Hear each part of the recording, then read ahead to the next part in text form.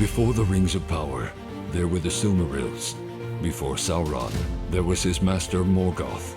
Before Aragorn and Arwen, there was Beren and Luthien.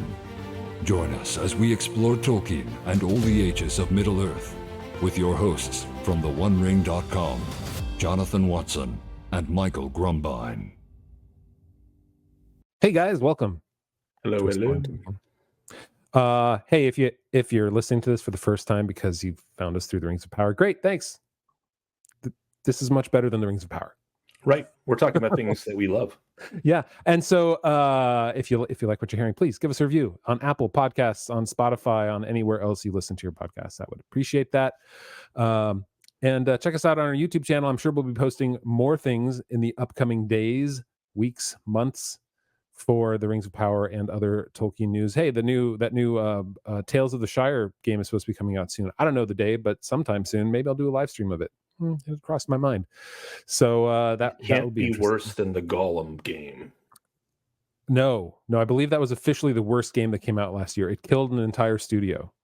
It might be one of the worst games of all time. Yeah. So go to theonering.com/YouTube. You'll get there right away, or just type in the One Ring in YouTube and you'll find us right away. Or Exploring Tolkien Anywhere will also find us anywhere. This week we're back into The Hobbit, Chapter 3, A Short Rest. After last week we did go through the rewritten parts of Chapter 2, which skewed my mind a bit after coming back to reading this, and we'll talk into why that did. We're also going to go into an extended podcast where we're going to ask some questions about the elves and gnomes, about Rivendell and where it came from, and also about the latest Rings of Power trailer and some of the predictions in it, even though that, I mean, I don't know, what do I say after the even though? There's just not much for me. Obviously, you guys know I'm critical. There's not much for me to enjoy in it, but it's interesting to see where they're taking it, even if it's taking it off of a short walk off of a long walk off of a short pier. Right. So, and I'm without getting into specifics, I can say that whenever I watch the Rings of Power, the season 2 trailers, and I will probably have the same attitude when we start watching the episodes, I come at it from what have they changed from season 1 in terms of the way they're approaching this, because they famously failed to admit that they were going to change anything, listening to the fans or anything like that. There was one oblique comment that might have been read that way, but basically they were just they did the not lucky sort of childish thing, and forged ahead with season 2. And so it's funny, but I think in the background they did actually make some shifts. They abandoned some of the stuff, and they're going to throw at us a bunch of war and action to try to distract us from the terrible writing, no doubt. Yeah, no doubt. But, all right. Who knows? A miracle could occur. Hey, Tom Bombadil is going to be there to save it all. Oh, brother. Never mind. I was going to say something positive, and now you just killed it. So if you want to hear that, join us at theonering.com/member. Become a member. $4 a month. First month is free. You'll get the extended podcast. You'll get it on YouTube. You'll get it in Patreon if you go to theonering.com/Patreon and join up there. What's funny is Patreon, Apple is taking their 30% now from Patreon, where originally I guess they weren't. So now Patreon costs are going to go even higher. So if you really want the best deal, because Apple's taking 30%. If you go through our website, the credit card companies take a little bit more than 3%. So that's the difference if you want to know. So yeah, Apple really screwed. I mean, I enjoy Apple products, but man, their app store is just it's a ripoff for everybody. Yes, this is Apple so making money on their the fact they can't invent new things anymore. Yeah. So they're just finding ways to make money on old things. Right. So go to theonering.com/member, join us there. And download the extended podcast and get access to it from that location. All right, so that means it's time for our new Hobbit Facts.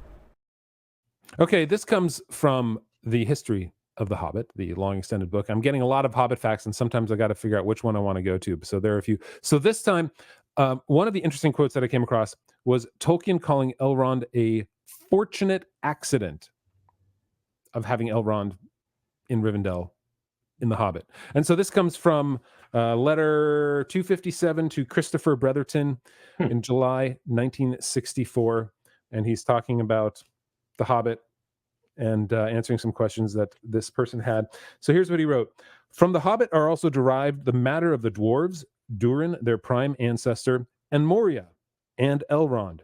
The passage in chapter 3 relating him to the half-elven of the mythology was a fortunate accident due to the difficulty of constantly inventing good names for new characters.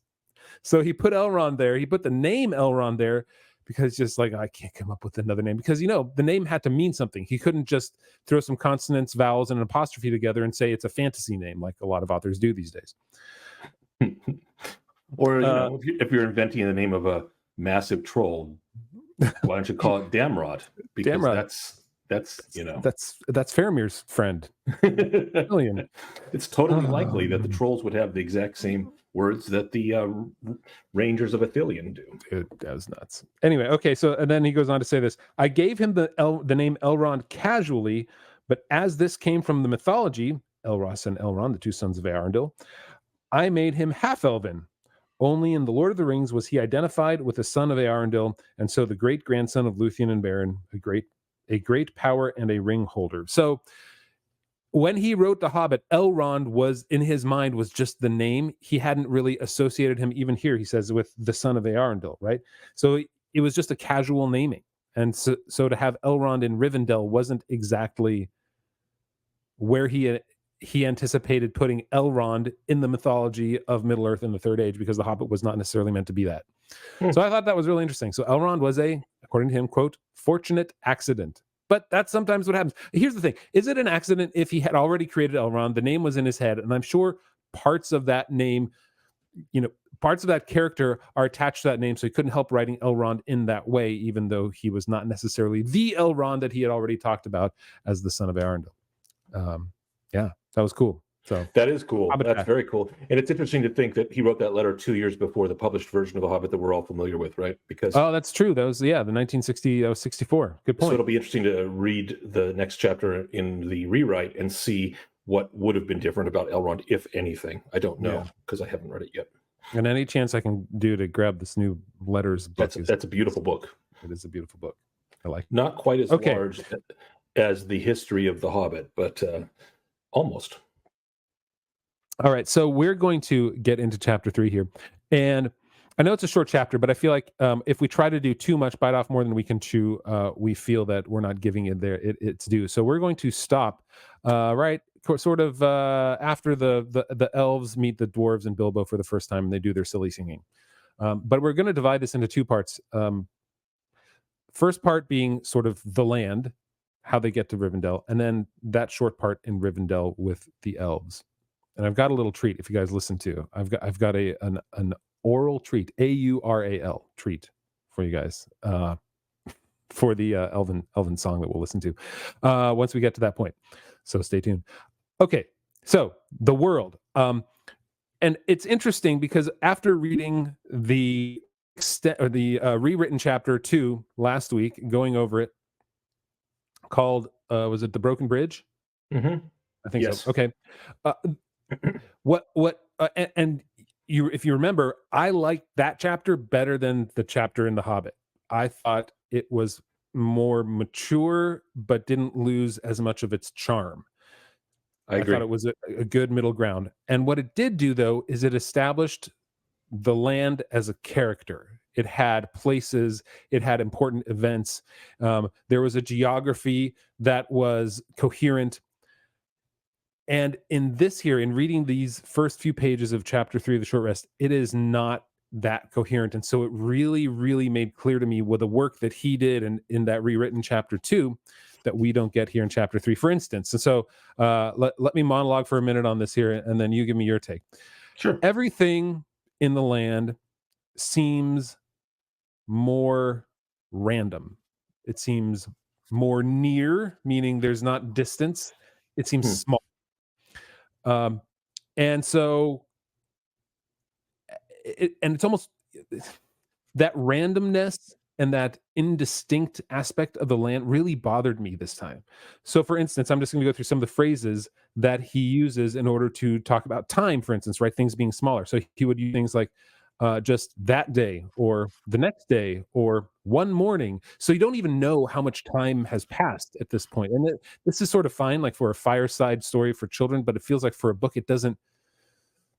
It lacks the specificity necessary to give it any heft. So that's in time. Now the places are also indistinct. So when he was talking about where they were in unexpected valleys, or there were gullies, or there were dark ravines, or there were bogs. And so it wasn't like even the midwater marshes of isn't that what it's called in the Fellowship? Yes, midwater marshes. It has a name. Here it's all indistinct and random, and that's sort of when they're talking about the land and character of Middle Earth not being present as much in the Hobbit. That I think is why right there it made it so crisp and clear to me after reading that chapter last week and reading through this chapter this week. That's what I got out of it in this first half of it. Where do you stand on that? Where do you feel about that sort of aspect of it? A bit of agreement and a little bit of pushback on my end. So here's the agreement. I think that this reminds me, I agree with you that there's a lot of indistinct description of the land. And it reminds me of, frankly, exactly what The Hobbit was, which was a story told by a father to his children while standing with his back to the fire, as we've talked about in previous chapters. So when you're telling, and I'll say this as a father who's told made up stories to his own children, stories that I've made up while they were sitting in their beds and telling them a bedtime story. And when you are telling a story, there's the connective tissue of the places they go to, whoever the protagonists are. And the connective tissue is usually land description. And you do not have the time and have not made the effort to think of names and specifics of the land unless it bears directly upon the story. So you just give general descriptions. So that's what this sounded like. So in that sense, I agree with you. The one bit of pushback I will give is there's a lot more descriptions of the specific lay of the land. And it begins in this chapter. In fact, the way he starts talking about the land and the time he gives to geographic features reminds me like a little bit of what he did in full on the abortive rewrite of chapter 2. So by way of example, he says first that there was basically, when they came to a river, which as we know is the River Bruinen or Loudwater, but he just calls it, they just cross a river. They forded a river. So that's the ford of Bruinen. And it was just one morning. One morning they forded a river. One morning they forded a river. And that, of course, will be the river that will have a great fame where Nazgul will meet an untimely... and Arwen is there to protect plans. Frodo. And Arwen, no, shush. And Glorfindel and Frodo challenges the Witch King, and the Witch King breaks his sword, and etc. So it's going to be a famous place, but here it's just they crossed a ford. Literally. That's it, right? Yeah. One morning they forded a river at a wide shallow place full of noise of stones and foam. I can see that Tolkien probably took that and later built it into the ford of Bruinen in his mind in the Fellowship of the Ring. But then, as it goes on, basically they're looking up the land, and Gandalf says that Rivendell's going to be here soon, or they're going to reach. They need a place to stop, and he talks about Rivendell a little bit, the last homely house, and they look up, and it just looks like a vast, broken expanse all the way up into the mountains, a long slope. But then, as they begin going up, then Tolkien starts to do what we have become familiar with in Tolkien and the Lord of the Rings. So he says, there seemed to be no trees and no valleys, and the ground only one vast slope. That was the beginning of it. Morning passed, afternoon came, but in all the silent waste there was no sign of any dwelling. They were growing anxious, for they saw now that the house might be hidden almost anywhere between them and the mountains. They came on unexpected valleys, narrow with steep sides that opened suddenly at their feet, and they looked down surprised to see trees below them and running water at the bottom. There were gullies they could almost leap over, but very deep with waterfalls in them. There were dark ravines that one could neither jump nor climb into. And so this is a mishmash because it's the indistinct description of the type that you mentioned. But it's also, he could have just said, they came on unexpected valleys, with trees below them and running water. There were gullies that they could leap over, and almost leap over in dark ravines they could not. But he starts to go into details and create pictures of the land. So he doesn't just say in the next sentence there were bogs. He says there were bogs, some of them green, pleasant places to look at, with flowing bright, with flowers growing bright and tall. But a pony that walked there with a pack on its back would never have come out again. It was indeed a much wider land from the ford to the mountains than ever you would have guessed. Bilbo was astonished. And then it talks about how there was a path marked with white stones, which apparently is intermittent because Gandalf has to search for the white stones as they follow it, which doesn't seem like a great plan if you're going to hide your valley.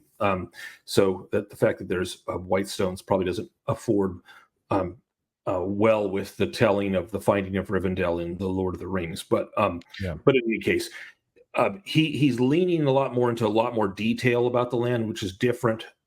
Is greater than the detail that he gives in the previous chapter about the land. So I do think he's starting to sort of open up his style, and we're going to see, of course, more and more of it as they go past Rivendell, that the land becomes more and more of a thing, of a character.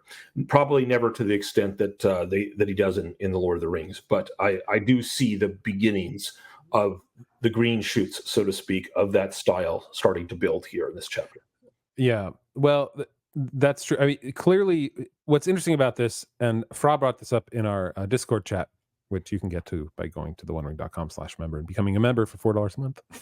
But what he brought up is the point that Rivendell is directly inspired by what is it? The Lauterbrunnen, the Swiss Lauterbrunnen Valley. So here, let me bring that up on the screen if you're watching in YouTube. So this right here, this is Tolkien's painting of the valley. You can barely see over here the last homely house right there, and you can see the misty mountains over in the distance up here. So visually, he knew what he wanted because this is what he saw in real life. And you can see right there is the entire valley. Thank you to Fra for posting these in Discord. So it made me super easy to find these. But you could see, like, there's the valley, there's right here, there's a town at the entrance to the valley. The mountains are off in the distance. And clearly there's not this gentle slope into the valley, into Rivendell, I think, that you have right here necessarily. But he had this vision. And so when he's describing it in The Hobbit, this is distinctly what inspired it. And so that's the specifics, I think, come from he knew exactly what he wanted to see right there. Like it was burned into his brain. It wasn't a random, like, oh, there was a place I went to when I was 8 years old and I'm trying to redescribe that, which was a little more general. This was really specific. When had he encountered this place? When had he even? Yes, he was there. I'd have to find out exactly when. But yes, he had actually, I believe he spent time there at one point when he was married. I'll have to look that up. I don't remember exactly when. Okay. But yeah, he saw it in person for sure. Yeah, it reminds me of Yosemite, doesn't it? A little bit too. It does. But it has a slightly different character. Clearly, glacial. Like it just tore it right through the middle of the mountain, just ripped it right out, which is pretty awesome. You can imagine massive rivers having run down there at some previous era. Yeah.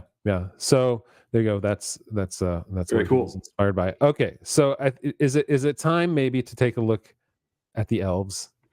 Yes, our first Tolkien's finally tackles the elves for the first time, and they are a lot lighter in the loafers than the elves of Middle Earth. That's funny. A lot lighter in the loafers. I would say so. It strikes me that it is very hard to reconcile the elves that tralalalali versus the elves that say versus Elrond, and even the elves of Mirkwood are not like this here in a way in this book, are they? I'm trying to remember. Do they even sing? Well, they are a little less serious than elves of Middle Earth in Lord of the Rings. Yeah. But they are. This is the first. This reminds me of the tales of elves as sort of sprites and fairies. Now, he doesn't describe them that way. They are clearly, man-sized or taller, but the way they act is very carefree and fey. Yeah. And less serious than the elves that we are all. The first time we see elves in the books of Lord of the Rings, there's a note of this. It's what is his name? I just went blank on the Gildor. Thank you. Oh. Thank you, brain. So Gildor is much more serious, but his troop of elves in Lord of the Rings, in the Fellowship of the Ring, do have this sort of, there's a lot of laughter and singing and carefreeness, but Tolkien's clearly toned it down from the elves of The Hobbit. And the elves of The Hobbit, they really are silly. And I've heard a lot of people debate this before, so I want to hear your thoughts on it. Some people defend, even some very famous folks like the Tolkien professor, Dr. Olson, will defend to the hilt the Trollalolly elves, as he calls them. He says that they must be taken seriously. And Tolkien kind of gives a hint at that because he does say after the elves' song, even decent enough dwarves like Thorin and his friends think them foolish, which is a very foolish thing to think, or get annoyed with them. So there's the fact that dwarves think elves foolish. This is not the attitude that dwarves have towards elves in Lord of the Rings, or the Silmarillion, or the Silmarillion is entirely different. Right. So this is not a this is a different kind of elf, despite everyone, folks' protestations that no, this is just a different version of them, or one that's completely consonant. I don't think it's consonant with the elves of Middle Earth. I think it's a proto-elf version, and there are some elements that are similar. And from them, we do get our song, our requisite song, because there must be a song in every chapter. Yes. So I have the song for you, read expertly, and I will reveal it in a minute. But first, let me talk about the elves a little bit, and that it is hard to be consonant between the two elves of the Lord of the Rings and the Hobbit. Right. And so Tolkien was writing his letters, and the elves in his letter, the Father Christmas letters, the elves in the Father Christmas letters are very much like this too. They were very good call, and sprightly. good call. And so this was something his kids would have been familiar with, those kinds of elves already. So I'm sure that lent itself into how he told the story and how he framed the elves for his children. And then the elves are still dangerous. Tolkien does write that he loved elves, though he seldom met them, but he was a little frightened of them too. So despite their sort of goofiness, I feel like it's sort of it's almost a little bit sinister. Like it's a little creepy that they're singing these songs and then they make fun of them, and then you're a little frightened of them. You're like, it's like they're bullying them a little bit, or is it just the sprightliness of elves? And so this is what I read then in the history of the Hobbit and going through this chapter. That he brought up, which was really interesting, which I didn't know because I don't know the history of elves and how they were told in stories before Tolkien told them in The Lord of the Rings and the Silmarillion and the Hobbit. He writes this: the chapter is filled. This is Ratcliffe, the author of The History of the Hobbit. The chapter is filled with hints that elves can be dangerous, perfectly in keeping with the terror the fair folk inspired in most folk who believed in them. He's talking about in real life. Many of the recorded encounters with them in medieval lore are in the form of cautionary tales, and charms against elf-shot remained current from Anglo-Saxon times to the 19th century. Elves were blamed for everything from developmentally disabled children to sudden deaths, from lamed horses to mysterious pregnancies. Perilous yet fair, they were treated with the same wary respect as the Furies and God. To speak their proper name was to invite their attention, and hence court disaster. So when Tolkien wrote about elves, it wasn't that they were safe and that they were beautiful and that they were long-lived. The people who would read elves would think this here more than they would think the elves that we know, or that Tolkien essentially established for fantasy literature from then on. It was a much more, like you said earlier, like a fairy, a fae thing. And so I found that was really interesting. It solidified to me why the elves are this way. They're the elves that his children knew, and that they're the elves that the world was already familiar with in a way. Could not agree more. I think that Tolkien, you said it, the best thing you said, in my opinion, is the last thing you said about these are the elves that Tolkien brings to us. So Tolkien he's very familiar with the tradition of elves in lore. Elves appeared in Arthurian legend. Elves appeared in a variety of the older cultures, from the Angles, the Saxons, and the Celts, and basically for the last 2,000 years, most primitive European cultures have believed in elves or the fair folk, the fae, the good people, whatever you want to call them. They were a staple. Tolkien is bringing us something new, though, and he's ultimately going to bring us what he has, the elves of the Silmarillion. But this is a bridge. I see these elves as a bridge between the fae folk, and if they're a bridge, they lean more towards the elves of lore, of European lore, than the elves of the Silmarillion. And Elrond is an exception, but remember, he's a half elf. So and Tolkien he called the elves gnomes originally too, which gnomes, gnosis, knowledge, wisdom, and so we don't think your garden gnomes, but he decided to change it to elves because of how that had become co-opted even more than elves in a way. Gnomes was not the right name to use anymore, and the gnomish actually in the original in Book of Lost Tales and I can't remember where, maybe it was also unfinished. Anyway, it was changed to the Noldor. So the gnomes in Elvish became the Noldor, which are, Feanor and the high elves of a subrace of elves. Yeah, technically. So the gnomes became in a middle version. They became one of the race, the high elves. Yeah. Well, it's an example of how the story is in the middle of him still developing Middle Earth, and how he's throwing in the names. Again, Elrond was a fortunate accident, and these elves are not established necessarily as the gnomes were in his Histories of Middle Earth and the Fall of Gondolin and Beren and Luthien. If accident you call it, to use Tolkien against Tolkien. Right. Ooh, oh, yes, indeed. Perhaps there are other forces at work in the world that we which is a very comforting thought indeed. Yeah. So just speaking of comforting thoughts, the elves are Scottish, apparently. Oh? They sing about bannocks. Oh, bannocks. Bannocks are a bread, right? I believe that's Scottish bread. Bannocks are baking, is what they sing, among their other tra-la-la-lalies. So, I did a little survey, because I had heard over the years a couple renditions of the Down in the Valley song, which is the general consensus for this song's name. Mm-hmm. And so I listened to a whole bunch and it is very interesting because some people just try to sing it, give it an original melody that's more appropriate to the silly elves of Father Christmas stories, and some of them try to meld the elves of Lord of the Rings with the elves here in their song.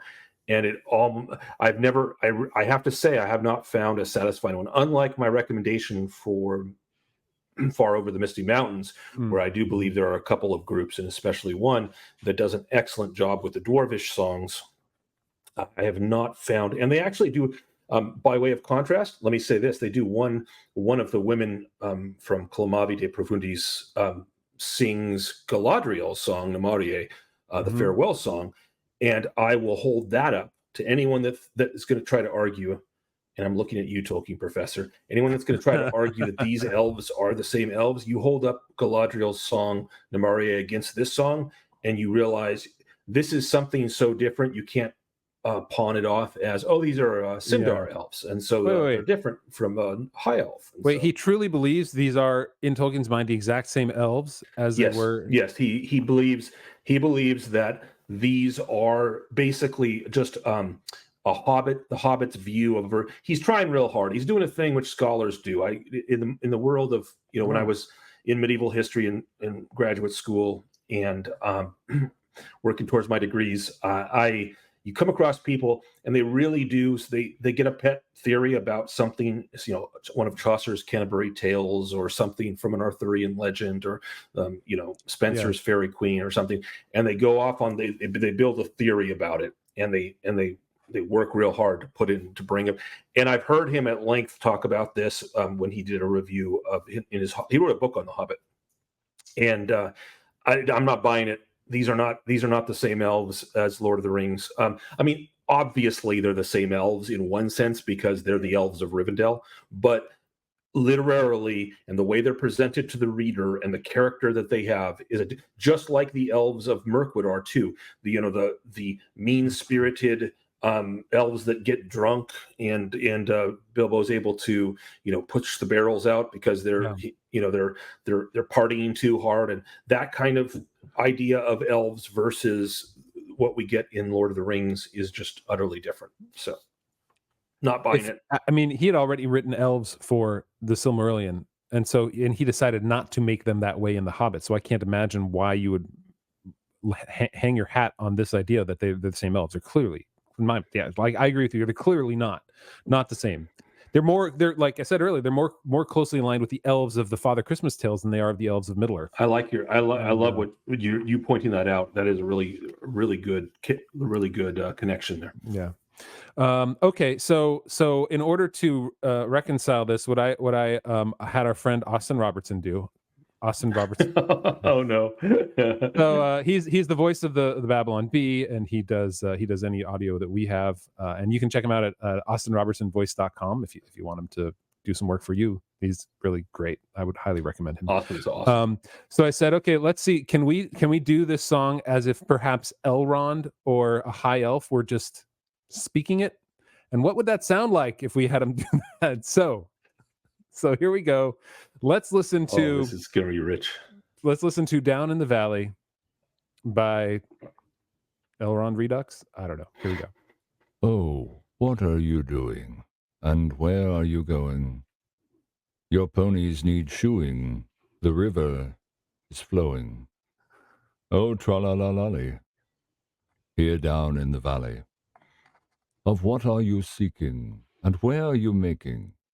The faggots are reeking. The bannocks are baking. Oh, trilly-lolly.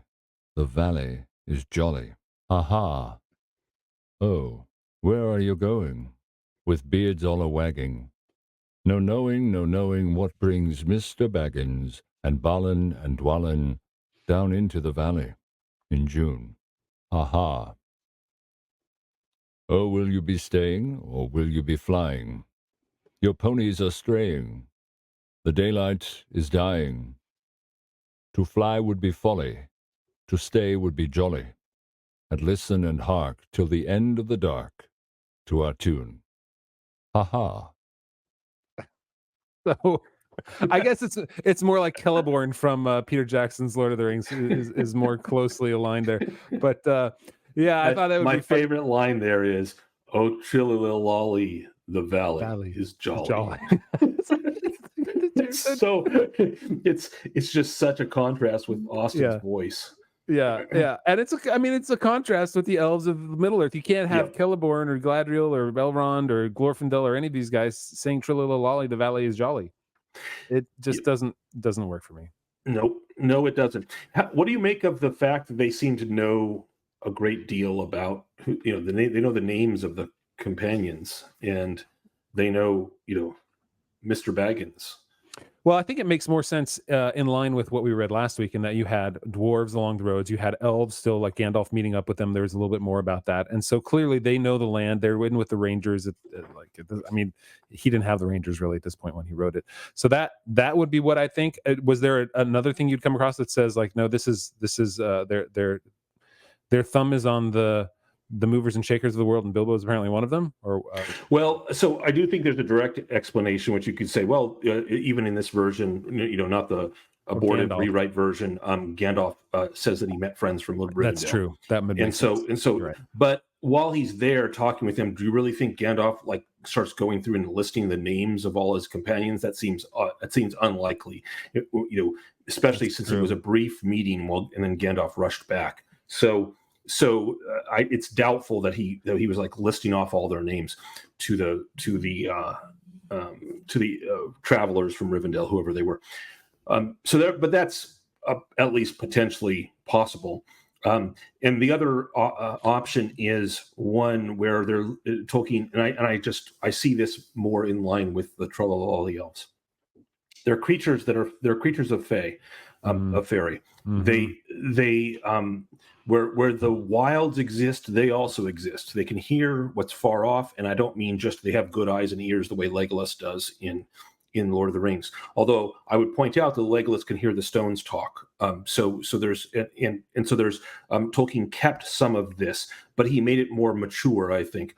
I feel like this is one of the things that often happens in medieval tales with elves, with medieval elves of this and nature spirits of this sort, is they will establish their bona fides as supernatural creatures. Then they don't do that like, I'm proving to you I'm a supernatural creature. They will just, when you meet them, they will say things that they have no way of that there's no way for them to know if they did not have some sort of supernatural powers. They will tell you knowledge about yourself or something with regard to you that's way too intimate, way too close, to unknown to even normal, even humans around whom you live. And that's a way of establishing, here we have creatures that are different in nature. They are kind of supernatural creatures of a sort. And be careful. That's the cautionary tale that you mentioned is a big part of that. So I feel it's more likely that that Tolkien's giving them knowledge, which even of specific names and things, which I don't think they reasonably probably could have had with to just show us that elves are of a different sort, and you got to be careful with them. I was just looking through this here while you were talking. I don't think they actually mentioned anybody's name except Bilbo. I don't think they mentioned Thorin. So the only name they would have had to know was Bilbo. No, they say Balin and Dwalin. Do they? Where is that? Sorry, I want to make sure. In their song? Right. What brings Mr. Baggins? Oh, sorry. I was looking at right after the song. Yeah, you're absolutely right. Huh. Yeah, because if it was just Bilbo, all right. Yeah, if it was just Bilbo, it would make sense, because Gandalf could say to them, oh, I've got to go back and I'm protecting this. I'm helping this hobbit, right? He's going to need my help. I'm pushing him along. His name's Bilbo. But in the song, you're right. That's interesting. After that, they only name Bilbo. They name him a couple of times, but they don't say Thorin. They don't say any other's name. But yeah, right. Although the fact that in the song they give Dwalin and Balin implies they probably know the others' names too. I agree. I agree with that. Yeah, you're right. You're right. So anyway, I think that we're it's meant to add the air of mystery to elves in a very medieval way. Yeah. Yeah, because the elves are not the same as the elves from the Lord of the Rings, and I think we can be okay with that. I don't like the idea of retconning things and trying to force things into squares into circles. Exactly right. Exactly right. There are giants here in the Hobbit, which we haven't encountered yet. We're going to. There are giants. There's no mention of giants, or at least none. We don't meet any directly in Lord of the Rings. There were two-headed trolls, even when you think about it, right? Like he mentions that earlier too, and so there are plenty of creatures that are different. Don't try to retcon everything. It's okay to be what it was and to be okay with it.